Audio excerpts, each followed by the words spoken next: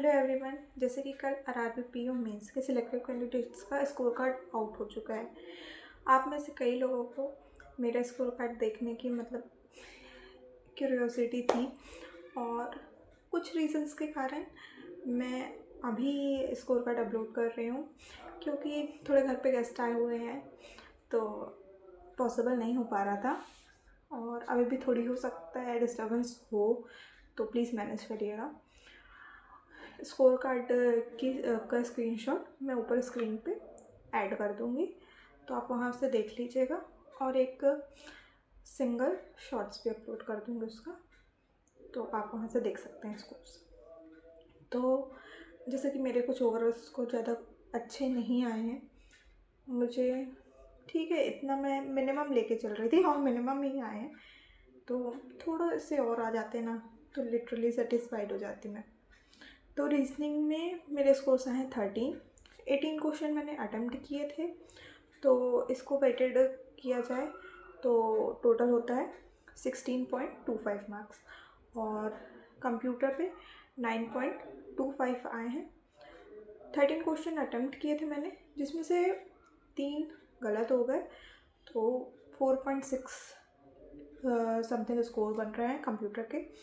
जीए में मैंने अब जीए का इतना माइंड नहीं करिएगा, जीए में मैंने 15 क्वेश्चन अटेम्प्ट किए थे, जिसमें से मेरे मार्क्स आए हैं 5।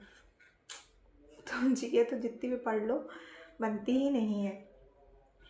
और हिंदी और इंग्लिश में मैंने हिंदी चूज़ किया था, तो 35 क्वेश्चन मैंने हिंदी में अटेम्प्ट किए थे, जिसमें मेरे स्कोर्स हैं 23.50। और कॉन्ट में मैंने 18 क्वेश्चन अटेम्प्ट किए थे, जिसमें मेरे स्कोर्स आए हैं 16.75। और इसको ऐसे मैनेज किया जाए तो स्कोर्स बनते हैं 20.93।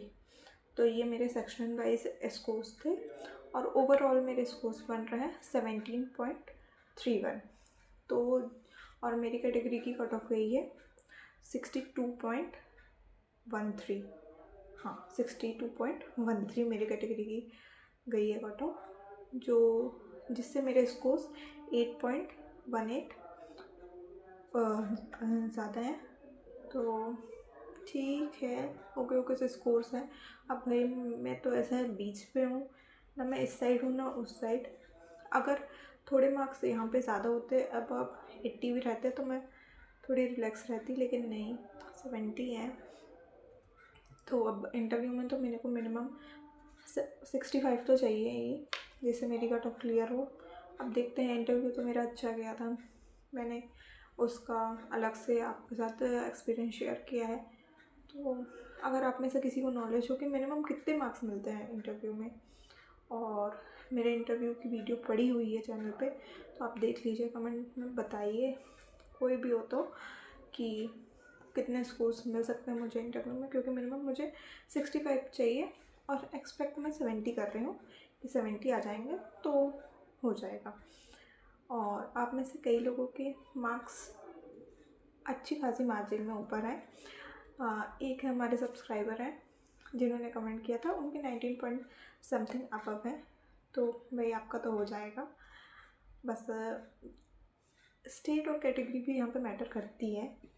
तो मैंने उनसे पूछा था, उन्होंने मुझे बताया तो नहीं अभी, देखते हैं, लेकिन हाँ बहुत अच्छे मार्क्स हैं आपके। और आप लोग भी अपने स्कोर्स कमेंट करिए। कई डाउट्स मुझे भी हैं कि होगा कि नहीं होगा, मतलब लिटरली ऐसे दिमाग ना बहुत स्ट्रेसफुल सिचुएशन है। और इसकी क्लोजिंग डेट जो स्कोर कार्ड की है 20 मार्च है, और ऐसा बोला जा रहा था क्लोजिंग डेट के नेक्स्ट डे इसको वो फाइनल रिज़ल्ट रिलीज़ होगा। तो इतना लेट लग जाएगा क्या फाइनल रिज़ल्ट में? और मैं लिटरली आपको बताऊँ तो मुझे नहीं लगता इतना लेट लगेगा, 10 to 15 डेज़ में रिज़ल्ट आ जाना चाहिए। मे बी फेब के एंड तक एक्सपेक्ट कर सकते हैं। अब देखो, तो अनएक्सपेक्टेड है, कभी भी आ जाए, क्योंकि SBI तो अभी तक नहीं आया है। और लिटरली मार्क्स तो ऐसे आए हैं मेरे कि मुझे अब फाइनल रिज़ल्ट का तो वेट है, क्योंकि इंटरव्यू में कितने मिलते हैं, बहुत स्ट्रेस है। और कई लोग हैं जिनके 2, 3, 4, 5 ऐसा नंबर ऊपर हैं, तो भाई टेंशन लेने की ज़रूरत नहीं है। कई लोग ऐसे रहते हैं जिनके 10-10 नंबर ऊपर रहते हैं उनका नहीं होता, लेकिन 1-2 नंबर ऊपर होने वालों का भी हो जाता है। तो इंटरव्यू के मार्क्स तो भी एक प्लस पॉइंट रहता है। तो बिल्कुल डिप्रेस मत होइए, चांसेस हैं। अब तो ये फाइनल रिजल्ट डिसाइड करेगा। और अगर आपको इसकी कट ऑफ कैलकुलेट करनी है तो जो भी आपके मेंस के मार्क्स हैं मल्टीप्लाई बाय 80/200 कर दीजिए, और जो भी इंटरव्यू में एक्सपेक्ट कर रहे हैं वो ले लीजिए और मल्टीप्लाई बाय 20/100 कर लीजिए और दोनों को प्लस कर लीजिए। जो भी स्कोर्स आएंगे वो आपके फाइनल स्कोर्स बनेंगे। और लास्ट ईयर की आप कट ऑफ्स चेक कर लीजिए अपने 2-3 साल की कि क्या ट्रेंड चल रहा है, और वैकेंसी कंपैरिजन कर लीजिए। जैसे कि मैं एमपी से बिलोंग करती हूँ और मेरी एससी कैटेगरी है, तो लास्ट ईयर मेरे यहाँ की कट ऑफ पे थी 40.38 और 40 वैकेंसीज थी।